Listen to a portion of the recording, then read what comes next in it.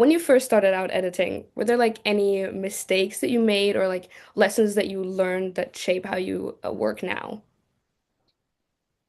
Yeah, I mean, I think the whole process of editing, even now, is sort of making mistakes and figuring it out.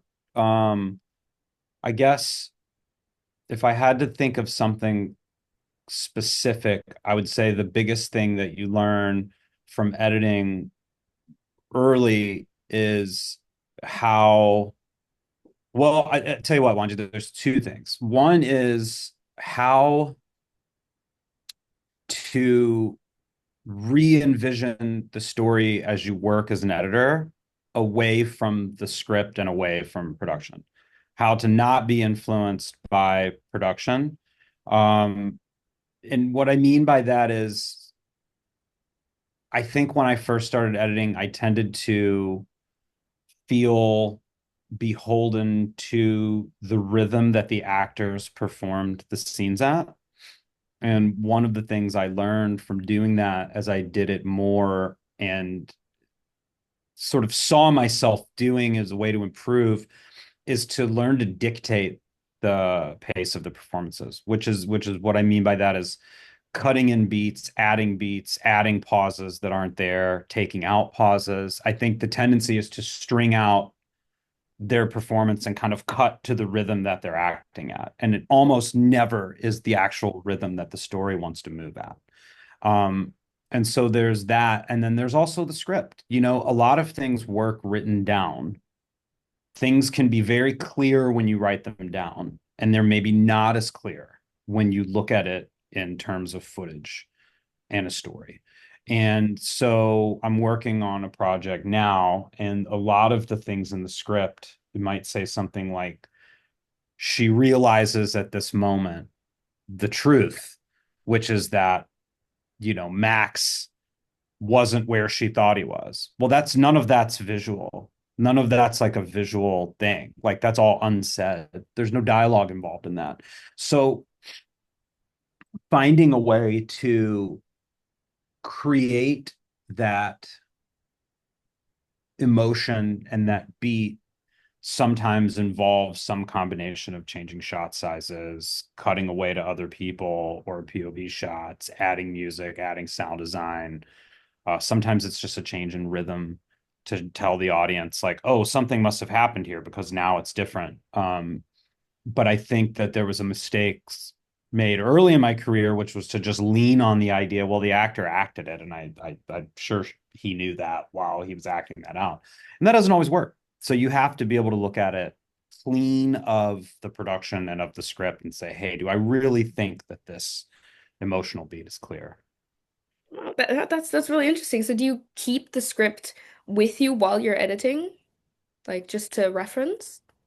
Yeah, I always have it around, and I'll have the script notes too, from set. I don't refer to it very often after I assemble. I normally kind of have it, I wouldn't say memorized, but I know it really well.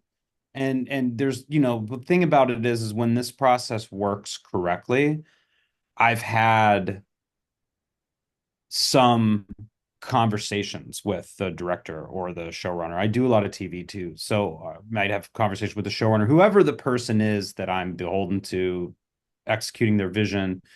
And I pay very, very, very close attention to everything that they say to me before I start working, because when I'm assembling, they're not there. They're not going to be back until the filming is done. So if they mention to me like, oh, I've been watching this film, or I'm going to be referencing this piece of literature, spiritually, or this is the music I've been listening to while I was writing or while I was in prep. Like all of that stuff matters to me, and it starts to build a kind of book in my mind that goes with the ideas of the script. And I've discussed the script with them, and I've said, I read it this way. Is that right?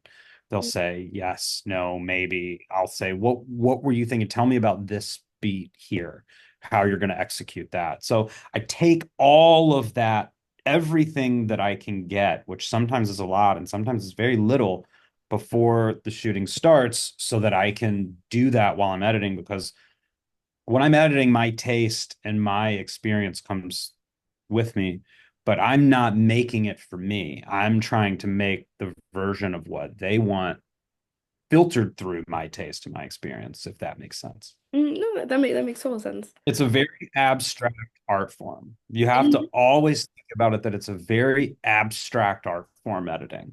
Everything you do matters. Like nothing is arbitrary. No edit should be arbitrary. No music or sound, nothing should ever be arbitrary. There'd always be an idea and a goal behind what you're doing, because there's no amount of like labor on the keys that can make up for intellectual labor or like emotional labor of figuring out like what does this need to mean, and not stopping until you can get as close to that as the footage will allow you. When you feel stuck, like a kind of like an editor's block, is there anything that you do to kind of break out of that? Meditate. Hmm. Meditation's become really big for me, so I lucky I have like a room here at Universal with like a couch and stuff, so I'll like just stretch out on the couch and at least it could be as short as 5 minutes, but sometimes it's like a half an hour. It feels Hmm. like how stuck am I? The other thing I'll do is, I'm lucky. I'll walk over to another editor's room, tell them what I'm stuck with, just be like, hey, I'm stuck on this thing. We've got this guy Darren here who was William Friedkin's editor and James Ponsolt's editor, and he's kind of our wise man. So it's Hmm. like it's walking into his room or meeting him in the cafe, the lunchroom, and just being like, man, I'm stuck on this. I don't know how to do it. Like, this is what I'm seeing. I mean, I find that I think and talk for more about the project for more hours than I touch the buttons. Mm. Hmm. Now, it hasn't always been that way, but now, and then my mentor actually taught me that like many, many years ago when I moved to LA in 2004. That's how he was. And it took me a long time to get that way, but I find that it's easier, it's more productive for me to work with direction, even if it's self-focused direction, Hmm. than to just you can get lost in the footage on a bigger project. Yeah. There can be a lot of footage. So if you're just looking for it in the footage, you can get lost. It's easier for me to know what I'm looking for. And sometimes I don't know what I'm looking for. And a good example is of editor's block for me is if I can't figure out how to score something with temp, Mm-hmm. nothing's working. It's like, okay, well, why isn't it working? Did I assemble the scene wrong? Am I aiming at the wrong thing? Like, am I trying to score action when I should be scoring emotion? Am I trying to score plot when I should be scoring character? Any of the inverse of those. That's really the number one thing where I find a block and I'm like, oh, I think maybe I don't understand this yet. And the Hmm. only way that I figure out how to understand it is to either go back to the script, talk to the creative person in charge if they're available, or look within myself and the people around me that are also working on the project to try to do it. But I bring assistants in a lot, even Hmm. on a feature, just me. If I'm on a feature, and usually when I'm on a TV show, my assistant's really right next to me unless I have them doing something else. So I have a person that I can say, like, God, what are we doing here? Like, what is this? And sometimes I'm kind of just talking to myself when I'm talking to them. Hmm. It's more just like I want to say it and get it moving. And it's almost like therapy, like where you go in and you talk and then you end up talking yourself into like a Yeah. more clarity about an idea. Um, but I guess yeah, it's like talking to whoever I can talk to that knows about the project and meditating. I guess those are my two biggest editor's block solves. Hmm. So when you talk to people, is it just other people that, for example, work on the project or are also editors, or do you sometimes like to get information or like ideas maybe from just people who don't usually engage in the industry in that way? That's an interesting question. And I would say usually I don't do that. And here's why. Rough edits are impossible for people to watch that aren't intimately involved in what you're doing. Mm. It's impossible for them to get past the block that it doesn't look right yet, it doesn't sound right yet, the music isn't the right music yet. It's really, really hard. And my wife is really a good resource for me because she loves movies and TV. She's never worked in it. She's worked adjacent to it. But she's not a cineast or like a necessarily like a film encyclopedia. But I know, and I've learned over the years of when I can show her something. Like it has to be at a certain level of polish before her input is going to be valuable because I've seen her be knocked out of the flow of the thing by a temp ADR line before. It's just something doesn't sound quite right. It triggers something in people's brain that pulls them out of it. And I'm only interested in all film and TV, whether I'm making it or watching it. I'm only interested in emotion. I have no interest in information. I have no interest in flashy, cool stuff if it's not serving a purpose. Like everything has to have an emotional purpose and it has to be there to work with the audience's engagement. You know, it's like I'm always looking to be like, I want this kind of engagement right now. How do we get that? You know, whether it's through montage or music or pace. Like I think all of that, it all has to be like a harmony. Hmm. Well, because of that whole emotion thing that you're saying, it's when I watch Tuner, for example, that's one thing that I really felt like the edit kind of touched me emotionally in a way that I couldn't articulate. Um, and I wanted to know because it blends music and the tension so well, especially during the scenes where Leo Whittle's character is cracking safes. Um, Mhm. how did you go about blending these, high stakes crime visuals and scenarios with, the classical music element of the film? Well, I mean, a lot of that was how it was designed. Obviously they filmed them playing, and then what music we were going to hear that they didn't play live was we worked on that a lot, like what the score was going to sound like, where we were going to use license cues. But I'll give you an extraordinarily simple answer to like a very good question. I approached that movie very, very specifically that every single thing in that movie had to be subjective to Nikki. Hmm. Everything. Every scene was in his POV. Every piece of score was scoring his POV. Every piece of music is a piece of music that he would have heard or was part of his palette. And so when you approach it that directly with that aim, you get a lot of emotion because you're with this guy. And I thought that the going into his ear when I read the script, which was my favorite thing about the script that excited me the most, I was like, this is going to create a very unique experience of living as this guy. But the director did initially, Daniel, that was not necessarily his intent initially. It wasn't not his intent. Hmm. He just hadn't really thought about subjectivity in that way. He was focusing as he should on the whole thing. So as the more that we edited and the more that things started to distill and the more I kind of talked to him about this thing that interested me about like living as this guy, he started to realize that in a way he had always thought about it in that way. He Hmm. had just never like articulated it to himself. And so all of the choices when you're working that focused with an aim that's that tight, which is rare to be able to do that, all the choices become easy because the other options fall away quick because they're like that doesn't fit subjectively with this. So it leaves you with less options, which is good because then you can find the best option quicker. You have less things to choose from. Did Hmm. that answer? Yeah, yeah, totally. Especially, it Yeah. makes so much sense, especially with one of my favorite scenes when the cracking of the safes has this musicality to it, even. It's like he's playing the piano, and that with the subjectivity part, that makes so much sense why it's edited in that way. The first time he opens Harry's safe when he's by himself and he learns he can open safes, Hmm.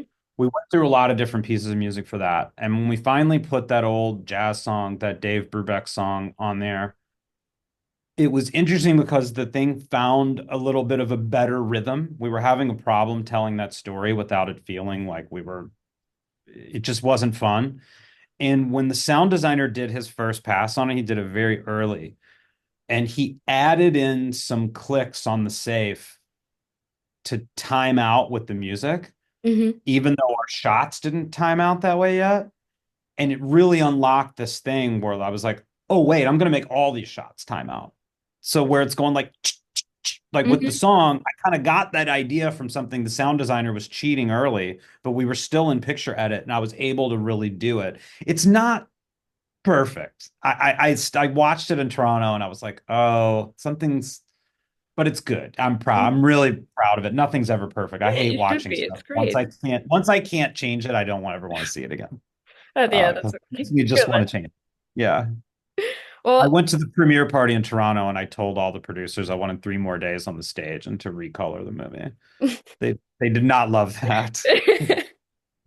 so like, because you said you got that idea from the sound designer. Did you Yeah. work closely with the sound designer or in general with the sound department? Super close. So the coolest thing about Tuner was that there were some really good pieces in place when I came on. Um, Obviously the guy that composed all the music that went in the movie, Marius, and I think basically taught them how to play and stuff was just, I mean, the movie doesn't work without that. Like without believing that they're playing and just that. So that was already there, and he had done La La Land, and Johnny, the sound designer who was coming off of like Zone of Interest, is one of the most talented people doing that job right now. And his way of working is really interesting. He wants to start like right away and start sending stuff. And I've never worked that way before. I've only ever worked when we're done, we give it to a sound designer and explain to him like what we're going to do, and then they go away and do it, and then we come in and mix. Well, this guy was doing it while we were editing and sending us like versions, so we'd be able to cut them in to the Avid. And it's funny because Daniel had the idea to do this sound, this like ear POV device, which is really smart, really, really brilliant, really adds to the subjectivity. I then came in and was like, well, I think the way to do that is this. And then Daniel and I together decided kind of like when we would do it, for how long, because there wasn't really a camera language Hmm. that went with it. It wasn't like every time we cut to a shot of his ear, you do it. Like we established that that was a device we would use, and then we kind of figured out where to deploy it, where it would make sense. And then we explained all that to Johnny, and then Johnny kind of took that and ran with it. And it goes for the safe stuff as well, like what the clicks were going to sound like. I mean, we worked a lot on that with him. He was in London, so we would FaceTime with him or call him, and he'd send stuff, and we'd send notes back to find the exact texture of the inner ear stuff. But we really did it when we got onto the mix stage at Fox. We were lucky enough to be able to mix at Fox on a big, big, huge stage because Johnny's got a lot of like friends in high places. We could never have afforded that without. And we were sitting in a big theater and he was just like, let's go, let's do this. And we just literally took apart every single sound of the safes, of the ear. He would solo the sounds and like play it, and we'd say, okay, this one and this one, but turn this one up, and then let's bring this sound over, but let's distort it. And then we'd have to figure out what the distortion sounded like. We wanted noises to come in and sound crackly and distorted when he didn't have the plug in, but we also wanted when we were in his ear to have a constant sense of muffling or vulnerability. We talked a lot about what it sounds like to have a speaker turned all the way up with no sound coming through it. We talked a lot about the inside of a seashell. We talked a lot about feedback. And, we just kind of developed this language. And then as we went through, we spent, a day or two just going through every ear beat saying like, okay, well, here he's hurt, so we have to change it. So after a big sound, then this is what it'll sound like. And it was really fun. Johnny's so good. He's so fast. Daniel and I are like close friends now. That was really rewarding, but like we had so much fun doing sound Hmm. with John. Overall, it was just a blast. Yeah, that's great. You can really tell that Good, from the script. good. So, now, see, now while you're saying all these things, I want to rewatch it. I want to see it again knowing Yeah. all of these things. So Yeah. I will look forward to I'm this. hoping it's a cool movie to rewatch. I think Mhm. there's a lot of technique there that a movie like that normally wouldn't have. That's kind of what was so fun about making that movie. It's just like a movie, but it still Mhm. has a lot of cinematic technique. I mean, Daniel's a really good director. The actors are really good. The cinematography, I think, is better than it seems on first watch. There's a lot of, I mean, there's just so much cool stuff in that movie. It's such a treat to work on. Mm. So you on this project on Tuner you were the editor and Mhm. on but on other projects you've also been the producer, for example, like on Mr. and Mrs. Smith. Mhm. How do you balance those two responsibilities, and are there things that you know as an editor that you think make you a better producer or vice versa? Yeah, so I'm usually only a producer if it's TV. If you look, usually on a feature, I'm not. Because feature editing is a little more intense in a way. I mean, they're both intense. Yeah, I mean, editing makes me a better producer, and producing makes me a better editor. I would clarify that I'm not the producer. I would be a producer, and that really only applies to post. And all that really means is that I'm generally on TV working in some sort of supervisory capacity over the other editors, which is just really a way of having consistency in the editing style of the show. Because like if another editor comes into an editor's room and says like, "Oh, you should do it this way," they're going to be like, "Yeah, get out of here. I've got my own way of doing it." But if Yeah. I go in as a producer and kind of as a supervisor, I'm like, "Hey, we're not really doing this. We'd rather do this, or we don't want to use music this way, or don't use music like that." Whatever. I just and then I have like I get to look at the budget.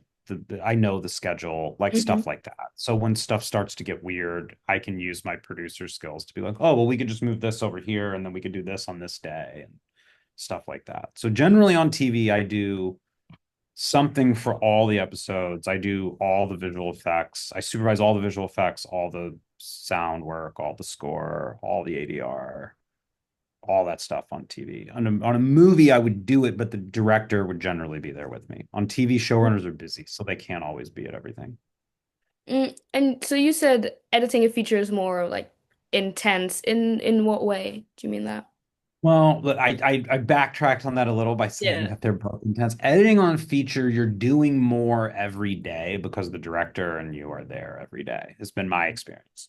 Uh, So just more things to try, things to improve. On TV, it can be very fast and intense in that way, but you are working unsupervised a lot in my experience. And so yeah, I mean, I'm on this Cape Fear show right now, and I've been on this since like May. They're almost finished shooting the last episode. And, the showrunner's been in production in another city the whole time. So, I mean, yeah, we've been busy. We've edited 10 episodes. Like, we've been sending him out and getting notes, but the real work won't really start till he gets back. And then that will be like very intense. So, TV's longer, it comes in waves. It's a little trickier to make it good because you have to be really fast. Whereas a feature, the only time being fast really helps is when you're doing the first cut. And then after that, it's more like intellectual and thinking and listening and feeling and you know what I mean? Trying not. I mean, every director is different too. I mean, that's just my experience. I think other people that do features may have had a different experience. I have a last question, Sure. and that's what is like one tip, one thing that you think that you've learned throughout your editing career that you would say is like vital for people who want to edit to know? Nothing is arbitrary. Hmm. Nothing. Right. No edit, no nothing. That's the most important thing that I would tell anybody. Every single decision on your timeline matters.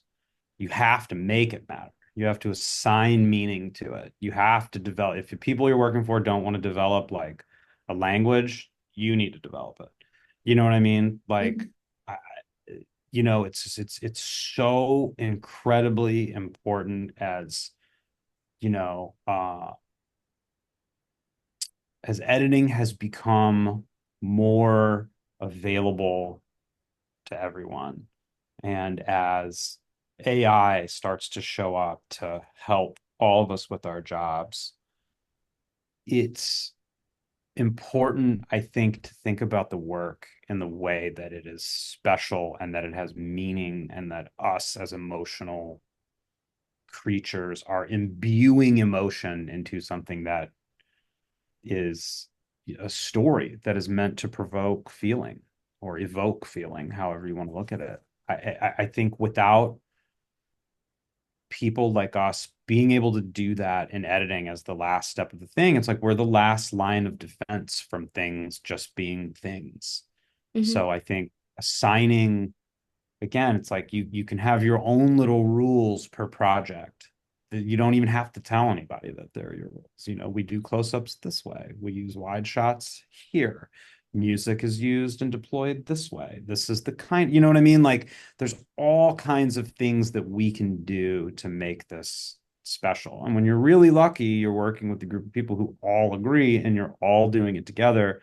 And that's really how you get things to feel special. Anytime you're just doing it as a job, or you're just making a decision to get through the day, you're thinking about it as labor, like all that stuff is, it's fine. We all have days, but the more days that you can put yourself in it, and when I say yourself, I don't mean like flair or style, I mean understanding.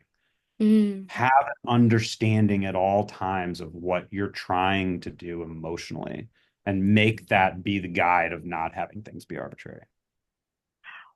That's that is incredibly helpful. Actually, really lovely Good. way to think about stuff. Yeah. Yeah. I mean, please, as you go forward, think about that because it's like the Mm. people that will be replaced by robots. It's like Yeah. robots aren't going to be able to do that. So that's the last something we can There's do. something we can do Something better than only we that. can do. So Mhm. yeah.